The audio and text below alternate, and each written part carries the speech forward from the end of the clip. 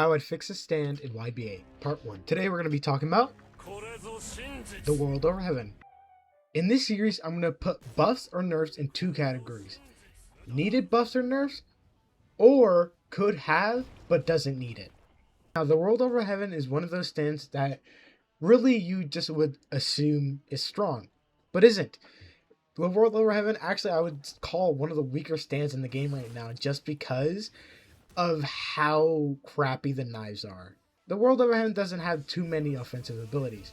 It has the smite, the knives, time stop, and which I don't know if you would call that an offensive ability, and then the reality overriding punch. The world over heaven knives are its bread and butter, the lifeline for the world over heaven. So whenever I see a change to the world over heaven to its knives, really suck.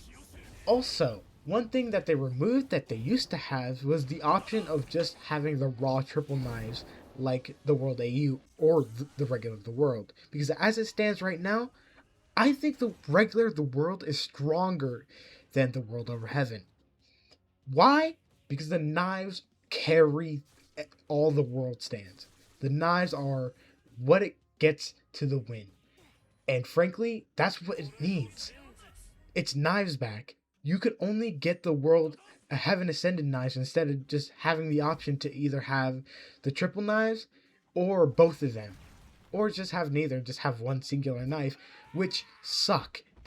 Now going over every other move that the world has, the smite doesn't really need to change. It's a good block breaker, has good potential, doesn't really need any changes. The next thing that I do think needs changes is its reality overwrite punch. That needs a shorter wind up time, because frankly, it takes too long to come out, gets canceled 99% of the time unless you have a block break, and really unreliable, and if you throw it out, you just get punished. Frankly, it's unusable, but I don't think it needs it. Like I said before, the knives really should be the one carrying the stand, not the reality overriding punch. Because reality overriding punch is just really good. Their hitbox becomes bigger, and in a lot of scenarios, it's pretty good with teaming and all that. So I don't think it's needed, so I'm going to put it in the could have but doesn't need. I think this is all the stand will need, and it will put it back at the top of the tier list for reliable stands to use. Thank you so much for watching. Subscribe for more of these videos.